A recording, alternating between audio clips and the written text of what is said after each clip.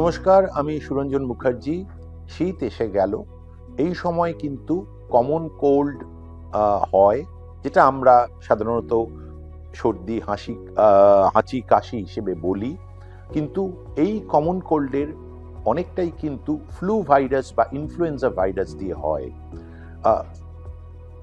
Influenza virus কিন্তু অনেক সময় ডেঞ্জারাস হতে পারে, কারণ এটা লাংসে গিয়ে নিউমোনিয়া করতে পারে এবং সেটা কিন্তু লাইফ থ্রেটনিং হতে পারে, কোভিড ভাইরাসের মতোই।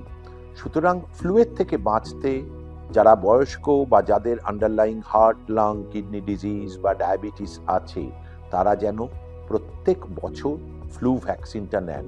প্রত্যেক বছর কেন?